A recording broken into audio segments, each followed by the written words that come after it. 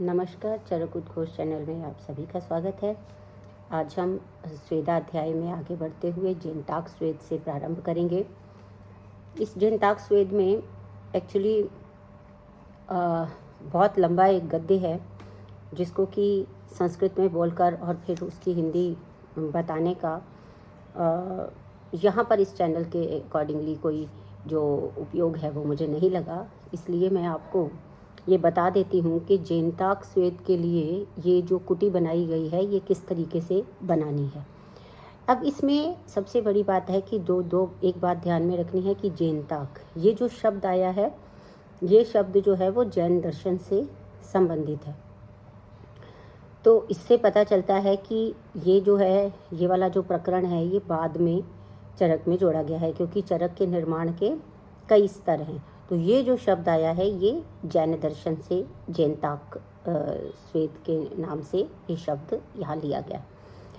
इसके बाद यहाँ पर उन्होंने बोला है कि ये जो जेनटाक स्वेद कराने के लिए जिस कुटिया का निर्माण कर रहा है वो कुटिया कैसी होनी चाहिए कि वो एक तो जो पहले तो उस भूमि की परीक्षा करनी चाहिए कि भूमि कैसी है। तो उसमें सारी वास्तु का भी ध्यान रखा जाता था। तो उसमें यह है कि पूर्व या फिर उत्तर की दिशा में जो श्रेष्ठ भूमि होती है, जिसके अंदर की काली और मधुर मिट्टी जो हो वो होती है, उसके वाली या फिर स्वर्ण वर्ण वाली जो मिट्टी होती है वो हो, और उसका स्थान जो है वो जलाशय के पास हो। ठीक है, क्योंकि इसके अंदर हम आगे देखेंगे कि कितना ज़्यादा उसको इंस्ट्रक्शंस मिल रहे हैं। इस जेनटाक कुटी के जितना भी जो व्याख्यान है, जो डिस्क्रिप्शन है, उसमें निर्देश तंत्र युक्ति का प्रयोग किया गया है बहुतायत से, क्योंकि निर्देश वो होता है जिसको पालन करना ही पड़ता है, और उसके पालन ना करने पर जो है वो रोगी को या जो भी पालन नहीं कर रहा उसको दंड का सामना करना पड़ता है। दंड किस प्रकार का कि उसको कॉम्प्लिकेशंस अराइज हो जाएंगे।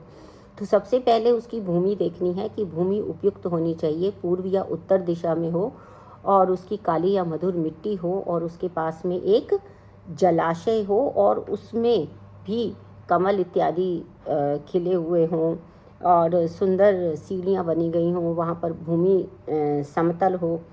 ऐसे स्थान में जल से जो है 7 या 8 अरत्नी शब्द का प्रयोग यहाँ पर किया गया है। बद्ध मुष्टि अरत्नी हस्ता, ठीक है ना, बद्ध मुष्टि अरस्तिनी, बद्ध मुट्ठी, इस तरह से। अरत्ना का जो वर्णन आया है, अरत्ना जो शब्द है उसका जो मेजरमेंट है वो लगभग 42 सेंटीमीटर होता है। 41.9 एग्जैक्टली इसका जो मेजरमेंट है वो किया गया है। और इसको कहाँ जो इसकी डेफिनेशन दी गई है, जो व्याख्या दी गई है, वो यहाँ से, ये एल्बो से लेकर और ये लिटल फिंगर है और मिडल फिंगर का जो टिप है वहाँ तक जितना जो है वो मेजरमेंट होता है, उतने मेजरमेंट का। अब जब भी हम आयुर्वेद में ये मेजरमेंट्स को देखते हैं तो वो मेजरमेंट किसका होता है ये हमें ध्यान में रखना चाहिए। जो रोगी है उसी के मेजरमेंट के हिसाब से सारे मेजरमेंट होते हैं, वैद्य के मेजरमेंट के हिसाब से नहीं होते हैं, क्योंकि जो भी हमें औषधि इत्यादि जो भी देना है वो मेजरमेंट जो है उसी बॉडी स्ट्रक्चर के अकॉर्डिंगली होना चाहिए, जो उसका प्रमाण है वैसा होना चाहिए। इसीलिए हमारे जो आयुर्वेद है इसमें आप आगे चल के देखेंगे कि अंगुली प्रमाण से भी सभी जो वर्णन है वो अंगुली प्रमाण से भी मिलता है। इसलिए मिलता है क्योंकि हमें यदि हम किसी को भी कोई भी औषधि का प्रयोग करना है और उसमें मेजर करना है कि कितना, तो उसमें हम उसी व्यक्ति के जो अंग प्रत्यंग है उसके अकॉर्डिंगली ही मेजर करेंगे। उसकी अपनी हाइट, उसकी अपनी विड्थ, उसके हिसाब से ही हम मेजर करेंगे। तो यहाँ पर भी ये जो अरत्नी इन्होंने बोला है कि 7 या 8 अरत्नी पूर्व जो है वो उसको लेके जाना है। पूर्वाभिमुख या उत्तराभिमुख जलाशय के सामने जो है वो गोलाकार बनाए। कूटागार कैसा बनना है, ये गोल आकार का बनेगा। और इसकी जो अधिकतम ऊंचाई है वो 16 अरत्नी बोली गई है होनी चाहिए। और कूटागार के चारों तरफ क्या करना है, मिट्टी के कर्म से संपन्न, मतलब इसमें जो है वो जो हमने कुटिया बनाई है उसमें मिट्टी का लेप होगा और उसके अंदर झरोखे भी ज़रूर होंगे। गोलायतन वातायन या झरोखे होने चाहिए। और इसके अंदर चारों तरफ, इसमें ये जो गोलाकार हमने कुटिया बना दी है, इसको हमने मिट्टी से लेप कर दिया। अब इसमें चारों तरफ दीवार के साथ साथ क्या बनाना है, एक चबूतरा बनाना है। ठीक है, एक चबूतरा बनाएंगे, उसको एक जैसे कहते हैं हम प्लेटफॉर्म टाइप का बना देना है। चारों तरफ जितनी दीवार है उस पे चारों तरफ उसको बनाना है, और मतलब वो भी एक रत्नी प्रमाण वाला होना चाहिए। अब ये जो हमारा गोल बन गया है, इसके अंदर बिल्कुल सेंटर में हम एक अंगीठी की तरह का लगा देते हैं। इसमें एक गोलाकार जो है मध्य में 4 हाथ लंबा जो है पुरुष के प्रमाण का मिट्टी का गोलाकार अनेक सूक्ष्म छिद्रों वाला होना चाहिए, और उसका ढक्कन युक्त वो अंगार कोष्ठ बनाना है। ढक्कन लगा हुआ है और वो एक अंगीठी टाइप है, उसके ऊपर ढक्कन लगा हुआ है, अंगार कोष्ठ है, उसके अंदर अंगारे पड़े हुए, यानी कि कोयला या जो भी लकड़ी है जो भी पड़ा है उसके अंदर पड़ा है। और उसके बाद उसको हमने अंगार कोष्ठक को, इस अंगार कोष्ठक को हमने किसमें इसमें क्या क्या डालना है, खदिर डालना है, अश्वकर्ण डालना है, शाल आदि लकड़ियों से भरकर इसमें अग्नि प्रज्वलित करनी है। जो कोष्ठ है इसके अंदर हमें, ये जैसे मैंने कोयला कहा या ये कहा, उसका अर्थ यही है कि ये जो लकड़ी है इसका जो अंगार है, अंगार वो बन जाता है ना, काला हो जाता है, इसलिए कोयला भी कभी कभी बोल देते हैं उसको। तो उसमें क्या है कि ये वाली जो, क्योंकि ये सब कुछ मेडिकेटेड होना चाहिए ना, तो इसमें क्या है, खदीर की, अश्वकर्ण की, तिनिश की, शाल आदि लकड़ियों से भर के इस अग्नि को प्रज्वलित करना है। और अब प्रज्वलित करने के बाद जब ये लकड़ियाँ ठीक से जलकर, जब पूरा जल गया, उसके अंदर जला दिया, वो जलकर पूरी निर्धूम हो गई, उसमें से धुआं निकलना बंद हो गया, और वो जो कूटागार है अब वो बिल्कुल गर्म हो जाएगा। क्योंकि इसमें क्या था कि उसका एक तो वो ढका हुआ है, दूसरा उसके अंदर छिद्र हैं, उन छिद्रों से अब धुआं आना बंद हो गया है और वो बिल्कुल गर्म हो जाता है, और बाकी कोई धुआं और ये सब उसके अंदर नहीं रह जाता है। केवल अग्नि द्वारा जो है ये स्वेदन योग्य ऊष्मा से युक्त हो गया है, ऐसा जानकर उसमें जो है, जिसको, जो पुरुष है उसमें, जिस पुरुष का स्वेदन कराना हो उसको स्नेहन अच्छे से तेल का अभ्यंग करा के, और उसके बाद उसके वस्त्र ढके हुए हों, ढके हुए वस्त्र के साथ में उसको कूटागार में प्रवेश कराए। यहाँ तक तो थी कि उसका जो जनता का जो कुटी है उसका निर्माण कैसे हुआ, लेकिन आगे वो जो बताता है वो बहुत ही महत्वपूर्ण है, क्योंकि वहाँ पर जो दिए गए हैं निर्देश उसको पालन करना है। तो कहते हैं कि सौम्य कल्याणाय आरोग्याय चैति प्रविश्य च एनाम पिंडिकाम अधिरूह्य पार्श्वाभ्याम यथा सुखम शय्या, यानी कि शयी था। इसका अर्थ ये हुआ, निर्देश दे रहे हैं कि जब अब तुम कल्याण और स्वास्थ्य लाभ के लिए कूटागार में प्रवेश करो, इसमें प्रवेश करके आप क्या करोगे, पिंडिकाम अधिरूह्य, ये जो पिंडिका है, जो हमने ये जो प्लेटफॉर्म बनाया है इसके ऊपर चढ़ जाओ, है ना, इसके ऊपर वो चढ़ गया है, चढ़ के एक पार्श्व से दूसरे पार्श्व, यानी कि वो अपनी करवट बदलता रहेगा जिससे कि पूरे शरीर का स्वेदन हो सके सुखपूर्वक। उसको कहा कि शयन करो।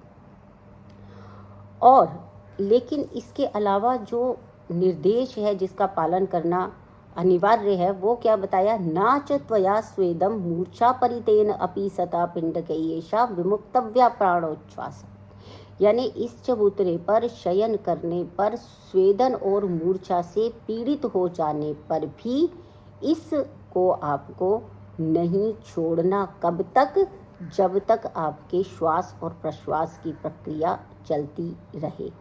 क्यों नहीं करना, भ्रश्यमानो ही अतः पिंडिकावकाशाद अद्वारम अनधिगच्छन स्वेद मूर्छा परितयया सद्यः प्राणान जह्या, अर्थात अगर इस समय में आपने छोड़ दिया इस चबूतरे को तो आप द्वार आपको मिलेगा नहीं, उसको बाहर निकलने के लिए आपको द्वार नहीं मिलेगा, पिंडिका के अवकाश के कारण आपको द्वार नहीं मिलेगा, और आप स्वेद और मूर्छा से पीड़ित होने के कारण शीघ्र ही प्राणों को छोड़ देंगे।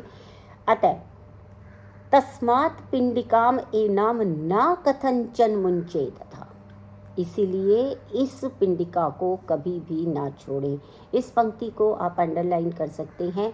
MCQs में ये पंक्ति पूछ के उसका संदर्भ पूछा जा सकता है तब आपको जेनताक स्वेद पर जो है वो मार्क करना पड़ेगा। तो इसको आप लिखिए।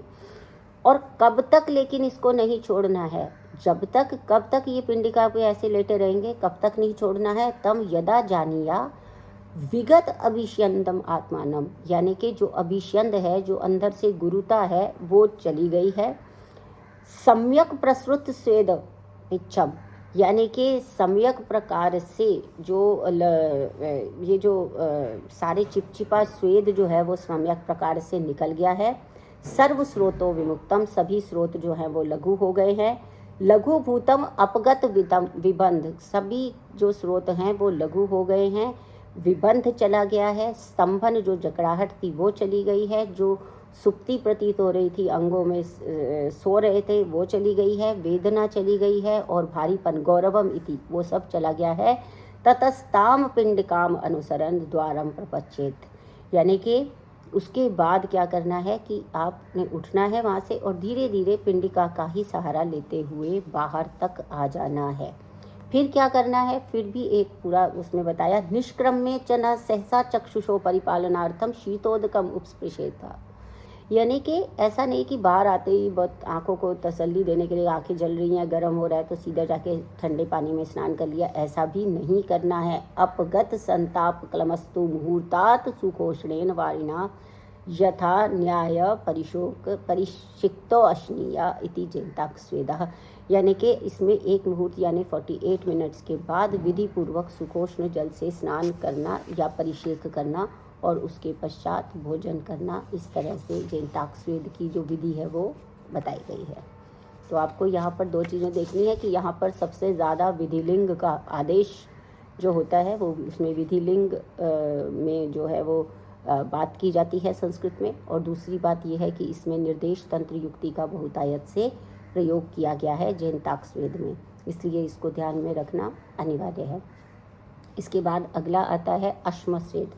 अश्मस्वेद क्या है? शयानस्य प्रमाणेन घनाश्मयीं शिलां तापयित्वा मारुतग्नैर दारुभिः संप्रदीप्तैः व्यपच्छङ्ग सर्वानंगारान् प्रोक्ष्य च एव उष्णवारिणा तां शिलाम् अथ कुर्वीत कोशेय आविक संस्तराम् तस्यां स्वभक्त सर्वांगः स्वप्न स्विद्यति न सुखम कौरवा जिनक कोशयी प्राय आवाराद्यै सुसंवृतः इत्युक्तो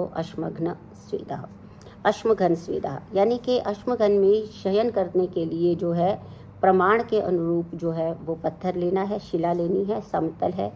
फिर जो वातनाशक, जो प्रदीप्त काष्ठ को तप्त करके, जो वातनाशक है उसको जला के, उसको गर्म करके और सारे उसके अंगारे हटाकर उस शिला को गर्म पानी से पोंछ लेना है, प्रोक्षित करना है। उसके ऊपर क्या है? वात शामक प्रदीप्त काष्ठ से उसी शिला को तप्त करना है।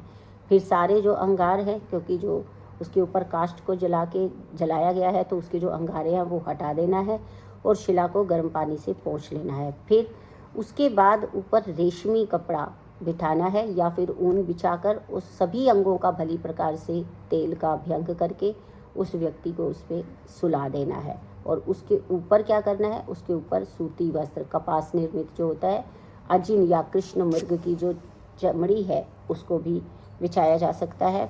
रेशमी कंबल या मतलब वस्त्र या कंबल से वो ढका हुआ है, ऐसे व्यक्ति का जो है वो सुखपूर्वक स्वेदन हो जाता है। इस प्रकार अश्मघन स्वेदन विधि बताई गई है। सीधी बात है, एक शिला है, शिला के ऊपर जो औषधि वाली जो काष्ठ है उसको जलाना है, उसके सारे अंगारे हटा देने हैं, उसको गर्म पानी से पोंछना है। उसके बाद उसके ऊपर एक वस्त्र बिछाना है और उसके ऊपर वो जो रोगी है, वो पूरा स्नेह अभ्यंग किया हुआ रोगी है, उसको लिटाना है और उसके ऊपर पुनः जो है वो सूती वस्त्र या फिर ये जो मृग छाल है, मृग चर्म है, इसको भी इससे अच्छी प्रकार ढक देना। तो ये क्या है? अश्मघन, यानी कि अश्मघन पत्थर के ऊपर जो है एक स्तर इस तरीके से बन गए हैं, घनता आ गई है उसमें। तो उस तरह का जो स्वेदन किया जाता है वो अश्मघन स्वेद कहलाता है। इसी तरह से आता है कर्षु स्वेदा। खानीय चयनस्य अधः कर्षु स्थान विभागवित दीप्तैर्धूमैर अंगारैस्तां कर्षो पूर्यते ततः तस्याम उपरि शय्यायां स्वप्न स्विद्याति स्विद्यति नासुखम। यानी कि मनुष्य इसमें क्या करता है, कर्षु होता है कि एक कुएं की तरह का निर्माण होता है। कर्षु स्वेद विधि का वर्णन है कि अश्मघन स्वेद विधि के बाद कर्षु यानी अंदर की ओर गहरा तथा छोटे मुख वाला गड्ढा, उसके प्रयोग स्थान के मतलब योग्य स्थान के विभाग वाला जो वैद्य है वो कर्षु नामक गड्ढा खुदवाए। फिर उसके बाद उस गड्ढे में जो है धूम रहित जलते हुए जो अंगारे हैं उससे वो पूरित करे और फिर उसके ऊपर जो है वो शैया बिछा दे। और उसके ऊपर जब व्यक्ति सोता है तो वो कर्षु से नीचे से उसका जो ऊष्मा भी आती है, एक तरीके से वाष्प भी आता है, वो सब उसको जो है वो स्वेदन करने के काम आता है। इसी तरह से आता है कुटी स्वेद। कुटी स्वेद में भी अब आप देखेंगे लगभग वैसी ही है, लेकिन इसके अंदर जो है इसके और जो जेंताक स्वेद है उसमें थोड़ा सा अंतर आएगा। कैसे आएगा वो देखते हैं। अनत्य उत्सेद विस्ताराम वृत्ताकारम आलोचनाम घन भित्तिम कुटिम कृत्वा कुष्ठाद्ययी संप्रलेपित। इसमें क्या करना है कि गोलाकार, अब इसमें बिना खिड़की वाली, वहाँ झरोखे थे यहाँ नहीं है, है ना, यहाँ पे बिना खिड़की वाले, ना अधिक ऊंची ना अधिक चौड़ी, मोटी दीवार वाली कुटी का निर्माण करना है। उसकी जो भित्तियाँ हैं, उसकी जो दीवारें हैं, उसको कूट आदि जो उष्ण और सुगंधित द्रव्य हैं उससे लेप करना है। ठीक है। इसके बाद कोटि मध्य भिषक्शय्याम स्वास्तीनाम उपकल्पयेत प्रावार अजिन कौशेय कुथ कंबल गोलकई हसंति काभिर अंगार पूर्णाभिस्ताम च सर्वशः परिवार्य अंतरार आरोहाद अभ्यक्तः स्विद्यते सुखम। यहाँ पर भी क्या करना है, उपयुक्त ये जो कुटी है उसके मध्य में जो है वो ओढ़ने का भारी वस्त्र, अजिन वही जो काले मृग की छाल होती है, या रेशमी कपड़ा, या कुथ यानी रंग बिरंगा कंबल, उसका या कंबल मतलब मोटी ऊन वाला जो कंबल है उस रंग के कपड़े, अच्छी तरह से आश्रित बिछाई हुई शैया की व्यवस्था करे। ठीक है ना, इन सबको बिछा के अच्छे से व्यवस्था करे। अंगारों से भरी हुई अंगीठियों से उस शैया को कुटी के चारों ओर से व्याप्त करके, कुटी के चारों ओर व्याप्त करके उस पर स्नेह अभ्यंग किया हुआ व्यक्ति कुटी के अंदर आरूढ़ हो जाए, जिससे कि उसका सुखपूर्वक जो है वो स्वेदन हो जाता है। स य एव अश्मघन स्वेद विधि भूमोस एव तु प्रशस्त्याम निवातायाम समायाम उपदिश्यते। इस तरह से जो ये होता है, जो इसमें किया गया है, इसमें क्या होता है कि इसमें व्यक्ति का उससे वो सुखपूर्वक स्वेदन हो जाता है। जो अश्मघन स्वेद विधि है और जो वही विधि श्रेष्ठ वात रहित समतल भूमि में उपदिष्ट की जाती है, यानी कि उसी के समान का भूस्वेद आदि भी इसी तरीके से किए जाते हैं कुटी स्वेद के समान। और उसके बाद आता है कुंभी स्वेद। कुटी स्वेद में हम देख रहे हैं कि इसमें परिवार यानी कि उसको शैया की व्यवस्था अंदर की है और अंगारों से भरी हुई अंगीठियों से उस शैया को और कुटी को, उस शैया को और कुटी को चारों ओर से व्याप्त करके उसमें जो है वो स्नेहन अभ्यंग किया हुआ व्यक्ति कुटी के अंदर आरूढ़ होना चाहिए। ठीक है। तो इस तरह से शैया को और कुटी को, मतलब उसमें कई जो है अंगारों से भरी हुई हैं, वो उसमें जो ऊष्मता है वो पूरी कुटी में भर जानी चाहिए। वहाँ झरोखे नहीं है, इसलिए धूम रहित होनी चाहिए। जो भी हम स्वेदन देते हैं वहाँ धूम नहीं होना चाहिए, क्योंकि धूम के इन्हेलेशन से तो फिर दिक्कत आती है ना, तो इसलिए धूम वहाँ पर नहीं होना चाहिए। कुंभी में क्या है, कुंभी में वातहर क्वातपूर्णाम भूमौ निखानेत अर्धभागम त्रिभागम व शयनम तत्र चौपरी। वात शामक द्रव्यों से जो निर्मित क्वात से भरी हुई कुंभी जो है, घड़ा, आधा या तिहाई भाग भूमि में गाड़ दे। ठीक है ना, कुंभ को लेके भूमि में गाड़ दिया और उसके ऊपर शयन करने के लिए शैया या आसन स्थापित करें। शैया के आसन पर अधिक मोटा बिस्तर नहीं रखना है ना। स्थापियेद आसनम वापि नाति सांद्र परिच्छदनम। बहुत ज़्यादा थिक होगा तो नीचे से जो उसका ऊष्मा है वो ऊपर आ नहीं पाएगी, ताकि स्वेद उसको पार करके ऊपर आ सके। इसके बाद इसमें क्या करना है, कुंभी में अथ कुंभ्याम सुसंतपान सुतप्तान प्रक्षिपेद अयसो गुणान् पाषाणान् व ऊष्मणा तेन ततस्तः स्विद्यति न सुखम सुसमृतांगः स्वभक्तः स्नेहैर अनिल नाशनी। यानी कि ये इस स्वेद को पार करके ऊपर आ सके। इसके बाद कुंभी में ये जो हमने घड़ा बनाया था, इसमें अच्छी तरह से गर्म किए हुए लोहे या प्रतप्त पत्थर प्रक्षिप्त कर डाले। उसकी ऊष्मा से जो वात शामक स्नेह से अच्छी तरह अभ्यंग किया हुआ व्यक्ति है, उससे उसका स्वेदन हो जाता है। ठीक है। और इसी प्रकार से जो है हमें कूप और होलाक स्वेद करेंगे। होम में नेक्स्ट जो हमारा व्याख्यान होगा उसमें आगे लेंगे। आपको किसी भी प्रकार के इसमें प्रश्न पूछने हो या फिर कोई शंका हो तो आप लोग निश्चित रूप से इसमें यहाँ रखिए और तब तक पढ़ते रहिए। बहुत बहुत धन्यवाद।